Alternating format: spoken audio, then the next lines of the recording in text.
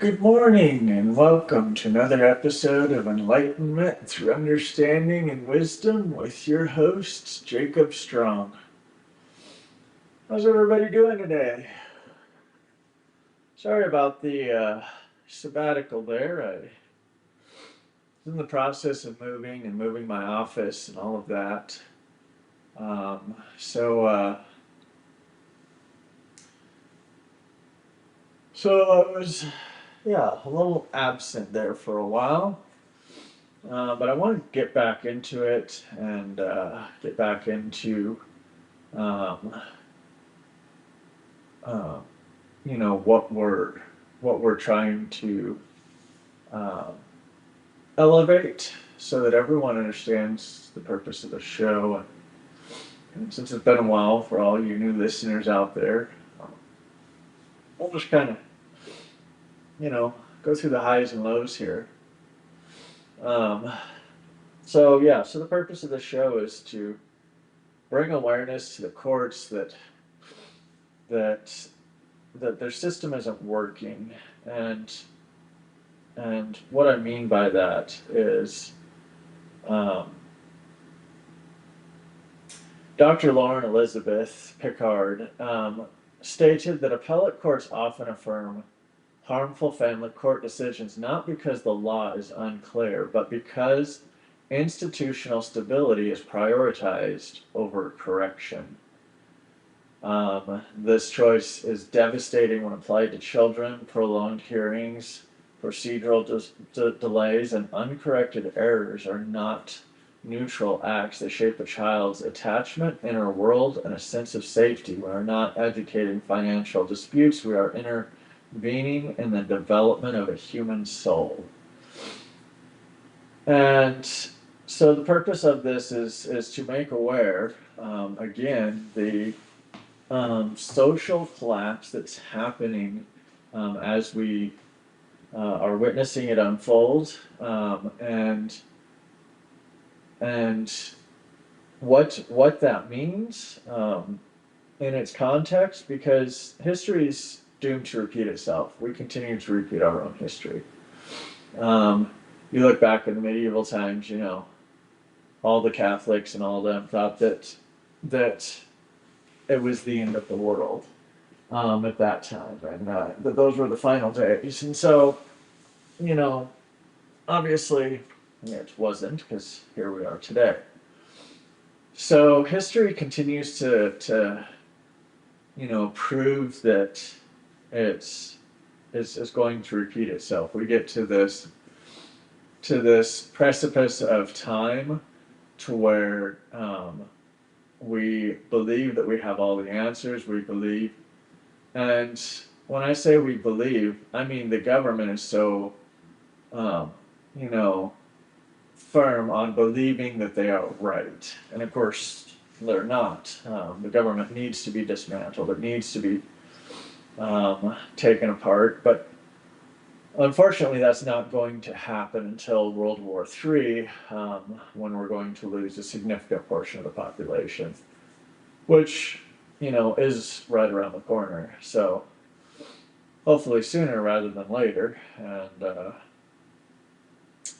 given how far we are in this corrupt society. So I came across this experiment, Universe 25, conducted by John Calhoun, and I thought it was very interesting. Back in the 50s, 60s, and 70s, he conducted an experiment. He wanted to see if a society of mice could, live comfortably and happily and grow as a society as one. And so, from the medical perspective of a mouse, a mouse's brain is fundamentally very similar to our own human brains. Its organization and its skill and its cell types are extremely similar to the human brain. And so that's why we often conduct research on mice. Um, that, and of course, they're easy to reproduce. They reproduce rapidly, but their lifespan is significantly shorter, maybe 1 to 2 years. Unless they're in the wild, then oftentimes only about 6 to 18 months. The only things that a mouse's brain, for the most part, lacks that we humans have is the folded cortex. The folded cortex um, is an area of the brain which is kind of the outer layer, which provides a higher level of consciousness, a higher level of intelligence. And so that folded cortex is is is what gives us the ability to problem solve something we've never seen before. It also gives us the ability to communicate other um, with other beings, learn those languages and interpret them. And so what that means is you know we just have an extra portion of the brain, but it's important to note that interestingly, the cells and the characteristics of a mouse's brain is very similar to a human's, and identical in some ways to a human's. So that means psychology of a mouse can be applied to psychology of a human. Um, of course, some scientists will argue this. Some scientists debate this and say no, that's not true. However, given that the number of cells, the type of cells, not the number, we have more cells than a mouse, but the type of cells, the type of organization that goes on in the brain is exactly the same. It's just very much smaller. Um, Tells us that our you know our prime directives, you know um, our animal side is the same. And our animal side is always the first to react in the event of, fight or flight, first to react. Our animal side is always that baser instinct which uh, reacts first in 99% of the cases. So I'm reading about John Calhoun and his study that he did. And John Calhoun would house up to about 1,000 to 2,000 mice, and he started with two pairs, so two male and female, so four mice. And what he did was he provided them with sufficient room, and gave them all the food and water. They didn't have to go out and hunt. They didn't have to do anything of the sorts. They were living a pampered lifestyle. And so what happened was as soon as the population went from two mating pairs to 2,000 mice in the same area, there was still sufficient room for housing. They didn't run out of room. However, so many generations of mice um, um, were living, and again, this goes back to generational trauma, right? So So that ties into the first, two pairs of mice. And the fact that the first two pairs, were probably born and bred in captivity as well. And after a while, they no longer had to learn what the outside world was. They no longer had to fend for themselves. The mice completely forgot about what that was like to have to do that. They forgot, everything. And so generation after generation, as it unfolds, they become more distant with what grounds them to this earth. Some of this is my opinion. I want to reiterate that. It's interesting that most scientists discredited John Calhoun's findings. They stated things like the, the the limits of interpretations were evident. Um, and so they said that observational studies in a controlled environment have a higher risk of being biased and confusing correlation with causation. But look at what we are living in today, correlation with causation. Um, we're living in the same thing. We're living in a controlled environment. No one's allowed to grow a garden. If you're within city limits, you can't have a garden. You can't have chickens. You can't have. So in today's society, we are living in the exact same replica as that mouse's um, um, as John Calhoun's experiment, right? He had everything controlled. All the food, the water was given to them. They didn't have need or want of anything. The temperature was set at constant whatever the temperature was. So they didn't have to worry about getting cold. They didn't have to worry about getting hot. Um, so so I tend to disagree that with the other scientists who discredited John Calhoun's based on observational studies of confusing correlation with causation. Because, again, look at where we're at today. There's not a human that has to fend for themselves. There's not a human, at least especially in this country. There are other parts of the world where they do have to do that, and they are, better humans because of that. Um, so what ended up happening was once he got around 2,000 mice, and he did this from like 1958 to 1972. Um, the outcome was the same every single time.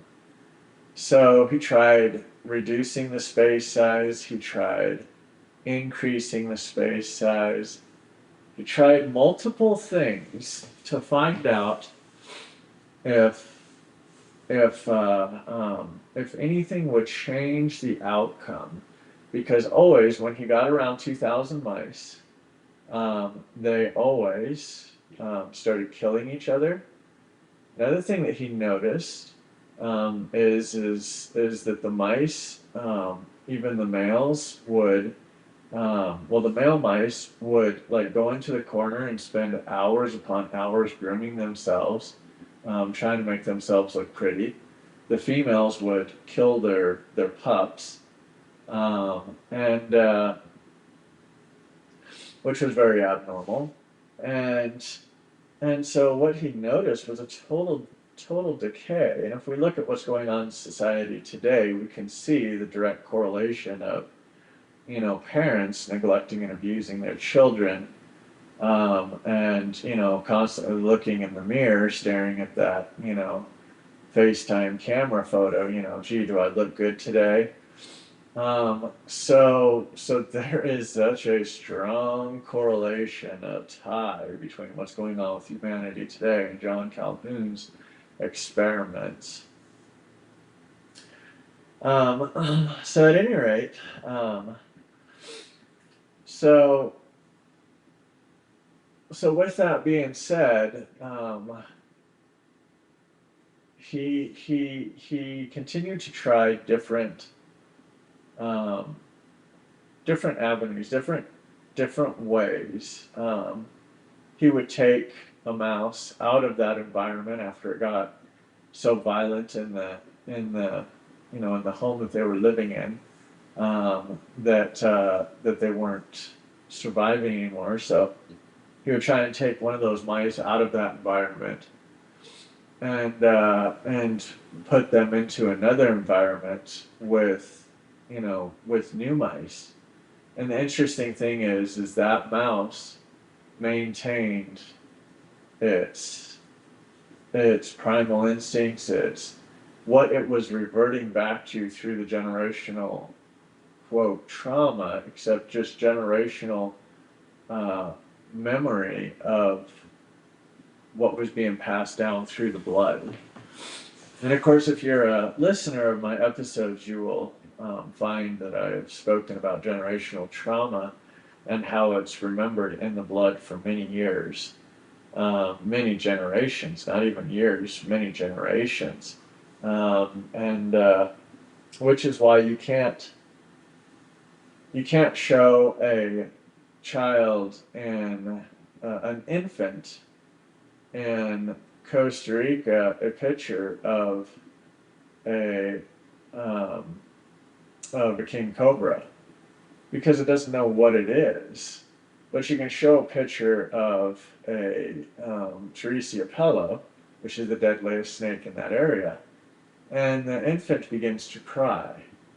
And same thing, and this study was done by National Geographic. They went over to Africa and they showed an infant a picture of a Pelo, and the infant didn't cry, and they showed a picture of a king cobra, and the infant began to cry.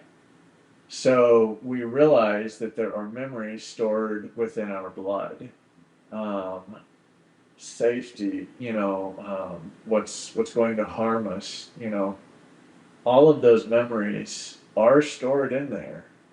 We just don't recognize it. We don't remember it at the time. And that's how we have survived as a species for, you know, hundreds of thousands of years. Well, thousands of years, anyways. And is because we've had that ability to know right from wrong, danger from safety through our bloodline, through, where we, resided and where we lived. So when Calhoun took this mouse out of its habitat and put it into a new habitat, it didn't recognize that it was no longer in that same habitat anymore. So it conducted its life the exact same way, which of course, that also proves PTSD, that proves CPTSD, right? That proves that the environment, um, at least for a baser animal, baser brain is not able to overcome that new information because it's lived so long in the same environment, and it's been bred in that same environment. And so I think that it's very telling and very important to recognize um, that we as a society are falling into that, and we're not waking up and even when we're being taken out of that area, when we're taken out of that, that those living conditions, that things change. And that's because we're not being taken out of those living conditions. They are spreading around the world. People are becoming more violent today. Parents are becoming more neglectful of their children. Um, and so, with that being said, you know, the absolute relevance of observation, even in a controlled environment, when you are measuring the observation of the controlled environment and comparing it to um, the controlled environment which we live in today, you can recognize that from a psychological standpoint, it is exactly the same. So, so what ended up happening with those 2,000 mice? Well, they stopped breeding. For lack of a better term, the population split. You had the narcissists preserving their beauty, constantly cleaning themselves. You had the violent ones that were killing just to kill the other mice. You had the mothers, what he noted in particular, that were killing their pups. Um, and so there was no new births, none. Um, when they dwindled down to the last 120, 100 or so mice, um, they still didn't procreate. They still didn't, try and increase their population. But rather, they soon all just died. And and that's pretty that's pretty telling because again, you know, they're not procreating.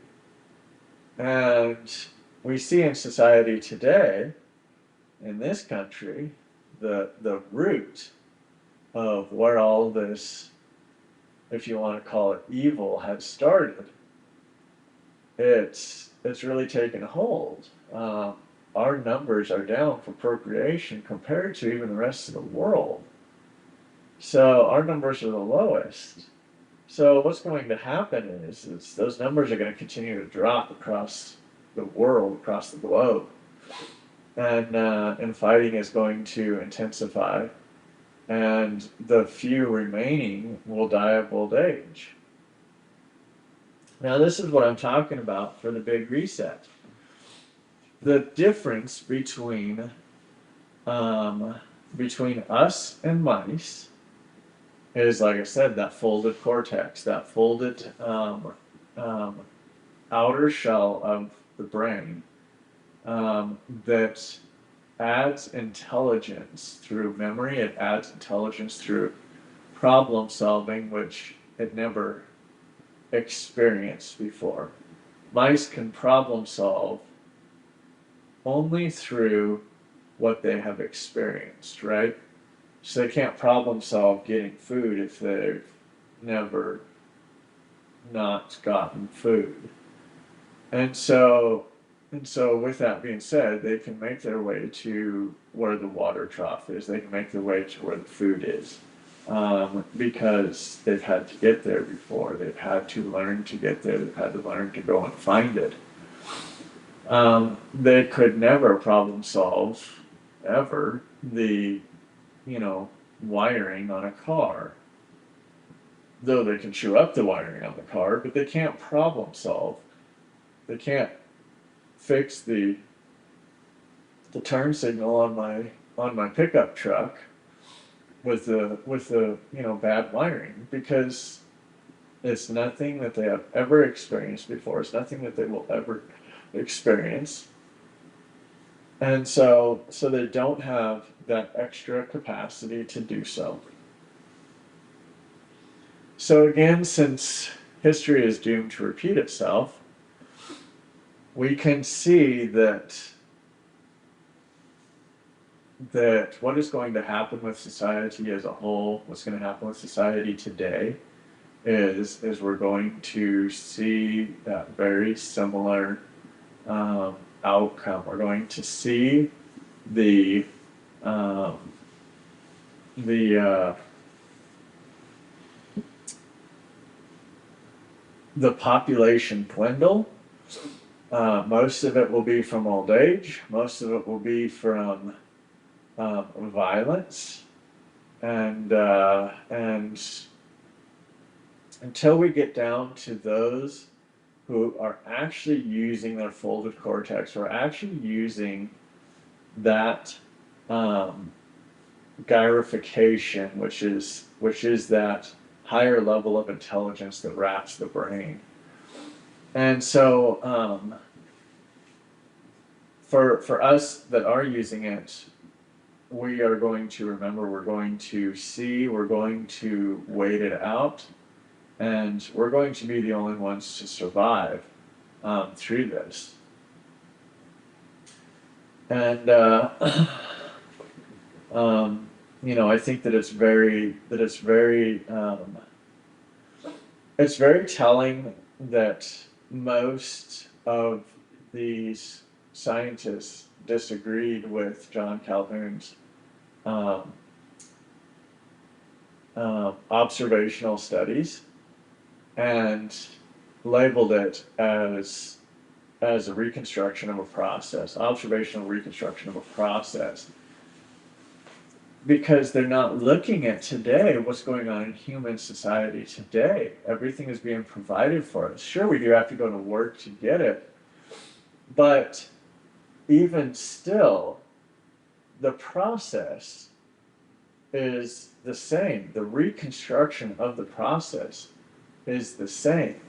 The mice have to get up, they have to go from their nest, they have to go to get the food and get the water. And they don't have pots and pans to capture the water, they don't have a refrigerator to store their food. So they have to get up still every single day, leave their little nest within this fort that John Calhoun made for them. And they have to go to the place where the water is, they have to go to the place where the food is, obtain the food and obtain the water, and come back and rear their children and so on and so forth. So what do we have to do? We have to do the same thing. We have to go to work, and then we have to go to come to the grocery store on our way home. We have to pick up our bottle of water and our steak and eggs, and come home, and then we have to prepare it and eat it, right? So with that being said, it's interesting. A psychologist would have tied those two together.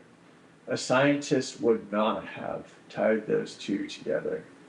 And so that's where interpretation of anything is very critical, and then who is interpreting that information.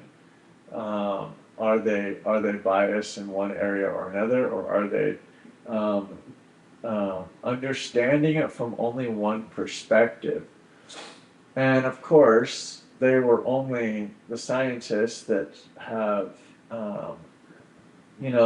labeled these experiments and these observational studies as confounding variables. They're not recognizing that the only difference that we have, which is actually the same, is John Calhoun, which was a human, was providing the mice with unlimited food and water. And so they did begin to look upon him as a god, right? Because they knew, where the water was coming from. They knew where their food was coming from. They had the basic understanding to recognize this guy's always here. We always have food and water. So they may not have said it, they may not have fully understood, but he could certainly pick up the mice, and he could certainly, do all of that without, without massively interrupting the flow of life in there. And so what do we have? We have the government, the overseeing government, which is very corrupt, that's feeding us and watering us. and and they're controlling everything, right?